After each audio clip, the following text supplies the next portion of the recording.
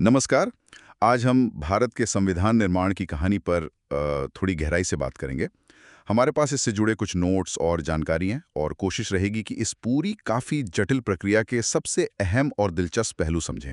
तो चलिए शुरू करते हैं। एक बात जो मुझे हमेशा थोड़ी सोचने पर मजबूर करती है, वो ये कि संविधान सभा सीधे तौर पर तो चुनी नहीं गई थी। मतलब सारे वयस्कों ने वोट नहीं डाला था। हाँ, ये सही है। फिर भी कमाल की बात है कि इसमें समाज के लगभग सभी वर्गों का प्रतिनिधित्व था। हिंदू, मुस्लिम, सिख, ईसाई, पारसी, एंग्लो इंडियन, महिलाएं, अनुसूचित जाति, जनजाति, सब।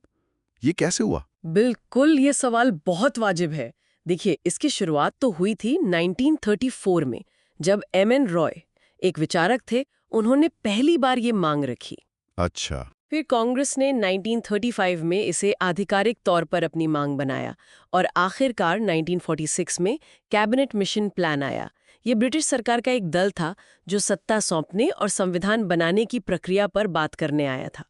उसी प्लान के तहत संविधान सभा का गठन हुआ। तो मतलब मांग उठी 34 में और सभा बनी 46 में। जी काफी लंबा सफर रहा है तो। हाँ, काफी वक्त लगा।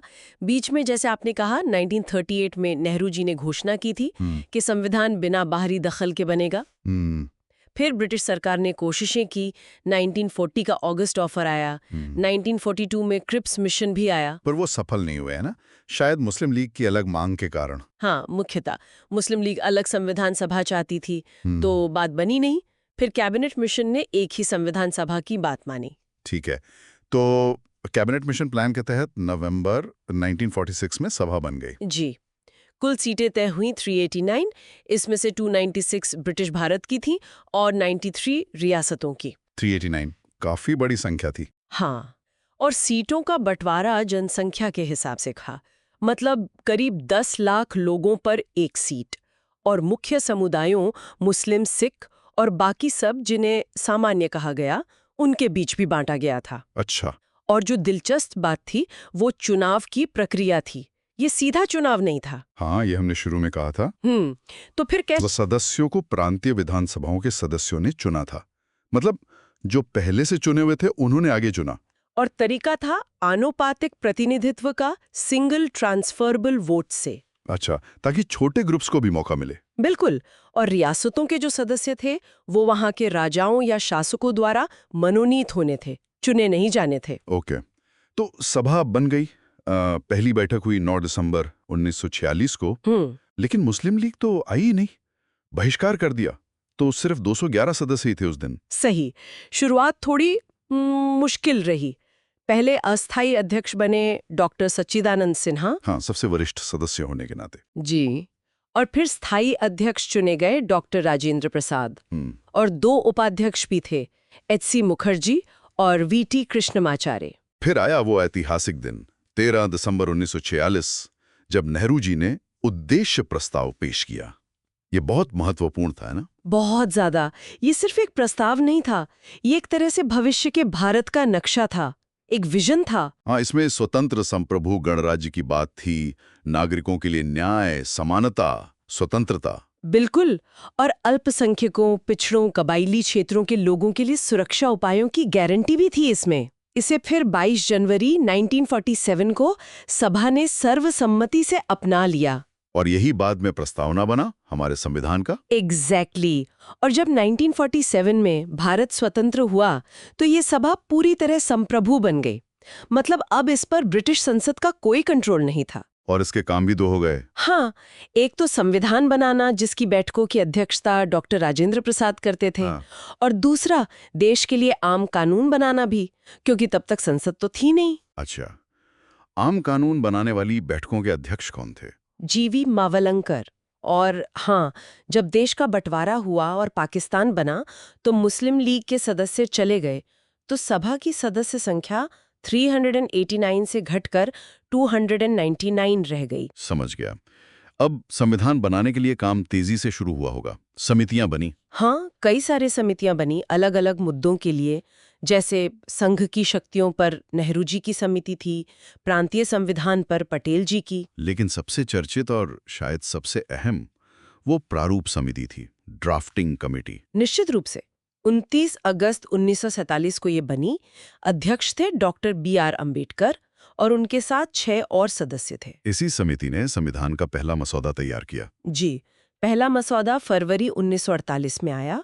फिर उस पर लोगों से, आम जनता से सुझाव मांगे गए, बहस हुई, काफी सारे संशोधन आए। अच्छा, जनता से भी राय ली गई? हाँ, मसौदा प्रकाशित किया गया था।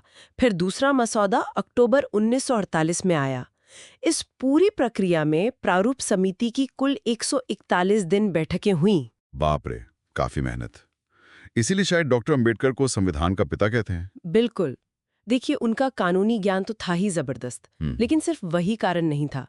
प्रारूप समिति के अध्यक्ष के तौर पर उन्होंने जो भूमिका निभाई, अलग अलग विचारों में तालमेल बिठाया, बहस को दिशा दी और सामाजिक न्याय के लिए उनकी जो प्रतिबद्धता थी, वो सब मिलाकर उन्हें ये स्थान मिला। फिर संविधान पर 3 बार वाचन हुआ, मतलब बहस के 3 दौर चले। हाँ, पहला, दूसरा और तीसरा वाचन। काफी विस्तार से चर्चा हुई हर अनुच्छेद पर। और अंत में 26 नवंबर 1949 को संविधान को अपना लिया गया। जी, उस दिन सभा में मौजूद 284 सदस्यों ने उस पर हस्ताक्षर किए। और इस फाइनल संविधान में एक प्रस्तावना थी, 395 अनुच्छेद थे और 8 अनुसूचियां थी। बिल्कुल, और प्रस्तावना की शुरुआत हम भारत के लोग से होती है, जो ये बताता है कि असली ताकत जनता में है। अच्छा, एक बात और, क्या पूरा संविधान 26 नवंबर 1949 को ही लागू हो गया था? नहीं, पूरा नहीं। कुछ जरूरी अनुच्छेद जैसे नागरिकता, चुनाव, अंतरिम संसद से जुड़े कुछ प्रावधान, वो उसी दिन लागू हो गए। अच्छा। लेकिन संविधान का बड़ा हिस्सा, मतलब पूरा संविधान, वो लागू हुआ 26 जनवरी 1950 को, जिसे हम गणतंत्र दिवस के रूप में मनाते हैं। इस तारीख का भी तो कोई खास कारण था? हाँ, बिल्कुल। 1930 में इसी दिन 26 जनवरी को लाहौर अधिवेशन के बाद कांग्रेस ने पूर्ण स्वराज दिवस मनाने का फैसला किया था। तो उसी ऐतिहासिक दिन को याद रखने के लिए ये तारीख चुनी गई। ये तो बहुत दिलचस्प है। कुछ और ऐसी रोचक बातें हैं संविधान सभा से जुड़ी? हाँ, कुछ हैं। जैसे सभा का जो प्रतीक चिन्ह था, मोहर, वो हाथी था। हाथी? अच्छा। और सर BN राव को संवैधानिक सलाहकार नियुक्त किया गया था। उन्होंने काफी शुरुआती काम किया था, दूसरे देशों के संविधानों का अध्ययन वगैरह। और मैंने सुना है कि मूल संविधान हाथ से लिखा गया था। हाँ, बिल्कुल। प्रेम बिहारी नारायण रायजादा नाम के कैलीग्राफर थे। उन्होंने पूरे संविधान को बहुत ही सुंदर इटालिक अक्षरों में हाथ से लिखा था। वाह, कला का भी पुट था। जी, और एक और बात, शुरुआत में संविधान का कोई आधिकारिक हिंदी अनुवाद प्रकाशित नहीं हुआ था। अच्छा, ये तो हैरानी की बात है। हाँ, इसे बाद में 1987 में 58 संविधान संशोधन के जरिए अनुच्छेद 394A जोड़ा गया। ये राष्ट्रपति को अधिकार देता है कि वो संविधान का हिंदी अनुवाद प्रकाशित करवाएं। ओके। अब इतनी बड़ी प्रक्रिया थी, इतने सारे लोग शामिल थे, तो जाहिर है कुछ आलोचनाएं भी हुई होंगी सभा की। हाँ, बिल्कुल हुई। कुछ मुख्य आलोचनाएं थीं, जैसे कि ये सीधे तौर पर चुनी हुई सभा नहीं थी, तो क्या ये वाकई प्रतिनिधि संस्था थी? ये तर्क तो बनता है। दूसरी आलोचना थी कि इसे ब्रिटिश सरकार के प्रस्तावों के तहत बनाया गया था, तो ये पूरी तरह संप्रभु नहीं थी, कम से कम शुरुआत में। और समय बहुत ज्यादा लगा, ये भी कहा जाता है, लगभग 3 साल। हाँ, ये भी एक आलोचना थी। और एक ये भी कि इसमें कांग्रेस पार्टी का और वकीलों का बहुत ज्यादा दबदबा था। अच्छा, वकीलों का दबदबा। जी, कहा जाता था कि भाषा और जटिलता थोड़ी ज्यादा हो गई इस वजह से। ठीक है, तो ये कुछ आलोचनाएं थी। हाँ, ये उस समय के संदर्भ में कही गई बातें हैं। हालांकि हमें ये भी देखना होगा कि उन परिस्थितियों में अप्रत्यक्ष चुनाव के बावजूद सभा ने भारत की इतनी ज्यादा विविधता को समेटने की पूरी कोशिश की। बिल्कुल। तो ये थी कहानी भारत के संविधान के बनने की, एक ऐसी प्रक्रिया जिसमें मांगें उठी, बहसें हुईं, समितियां बनी, असहमति हुई, सहमति बनी और आखिरकार एक ऐसा दस्तावेज तैयार हुआ जिसने आधुनिक भारत की नींव रखी। इस सब से हम क्या समझ सकते हैं? शायद यही कि एक देश सिर्फ भावनाओं से नहीं बनता, उसके लिए ठोस विचार विमर्श, एक कानूनी ढांचा और सबकी भागीदारी जरूरी होती है। बिल्कुल सही कहा आपने। ये पूरी प्रक्रिया दिखाती है कि इतने अलग-अलग हितों और विचारों वाले देश ने कैसे एक साझा भविष्य के लिए नियम बनाने की चुनौती उठाई और उसे निभाया। अगर हम इसे थोड़ा और बड़े नजरिए से देखें, तो ये राष्ट्र निर्माण में आने वाली जटिलताओं, समझौतों और एक साझा जमीन तलाशने का एक बेहतरीन उदाहरण है। चलिए, आज की बातचीत को यहीं रोकते हैं, लेकिन श्रोताओं के लिए एक सवाल छोड़ जाते हैं। हमने बात की कि संविधान सभा ने लगभग 60 देशों के संविधानों का अध्ययन किया था। हम्म। तो ये सोचना दिलचस्प होगा कि किसी एक खास देश का कोई प्रावधान, जैसे मान लीजिए आयरलैंड से लिए गए नीति निर्देशक तत्व या अमेरिका से लिए मौलिक अधिकार, जब उन्हें भारतीय संदर्भ में अपनाने की बात आई होगी तो किस तरह की बहसें हुई होंगी, क्यों कुछ चीजें ली गईं, कुछ बदली गईं या कुछ छोड़ी गईं। इस पर सोचिएगा जरूर। हाँ, ये वाकई सोचने वाली बात है।